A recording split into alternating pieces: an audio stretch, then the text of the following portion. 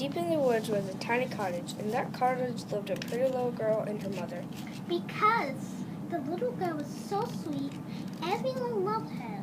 Because she had such long red hair, everyone called her Little Red. Little Red's grandma loved her best of all. She made her a little red velvet cape with a hood.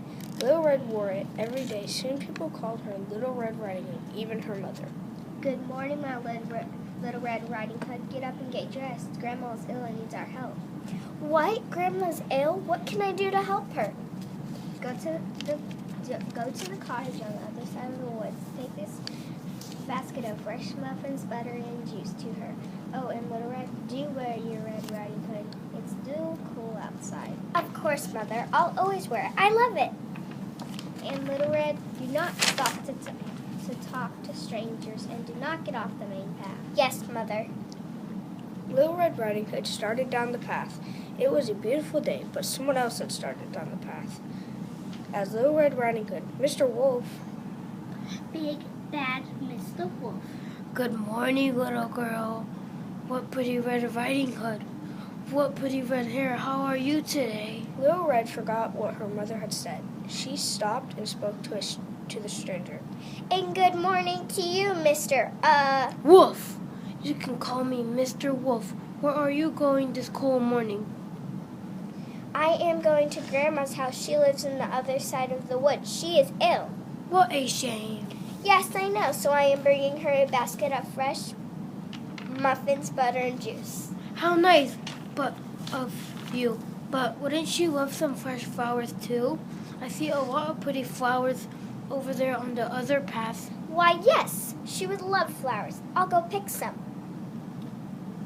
Little Red Riding Hood forgot something else. She forgot that her mother said to stay on the main path. And that means trouble. While Little Red picked flowers, Mr. Wolf went to Grandma's cottage.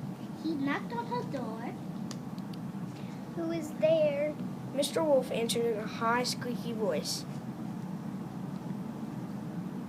Grandma, it's me, Little Red. I have a basket of muffins, butter, and juice for you. Oh dear, Little Red, do come in. You will be my best medicine. Just as Mr. Wolf bursted in, he tied up Grandma.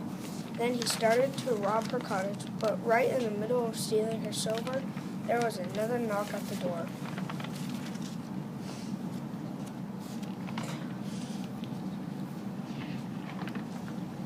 Mr. Wolf peeked out of the window. He saw Little Red Riding Hood. He went to Grandma's dresser. He put on a gown and buttoned, then he jumped in bed. Hello, Grandma. It's me, Little Red. I am here to help you. May I come in? Mr. Wolf answered in a high, squeaky voice. Oh, yes, dear. Do come in. My Grandma, what big ears you have. The better to see you with, my dear. My Grandma, what big eyes you have. The better to see you with, my dear. My Grandma, what big hands you have. The better to grab you, my dear.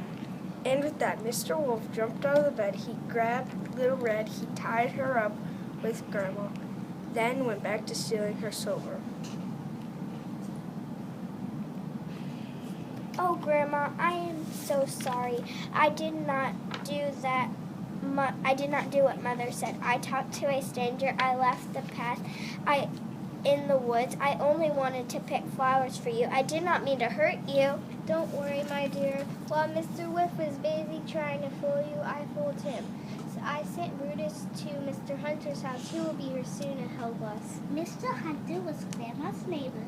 He knew Grandma's dog, Brutus, and he was always ready to help his friends in the woods. Mr. Hunter ran with the dog back to the cottage. He called out to Grandma. Grandma, Brutus came to get me. What is the problem in there? The wolf, the big bad wolf. Mr. Hunter broke down the door and went in with Brutus. Get him, Brutus. Get the robber. Then I will take him to jail. Brutus jumped on Mr. Wolf. Mr. Hunter caught him. So we have you, Mr. Wolf. Grandma, Little Red, this is a very bad wolf. He has robbed 3 other cottages this week. Now we have you, Big Bad Wolf. So Grandma and Little Red were safe, and ever since then, Little Red always listened to her mother.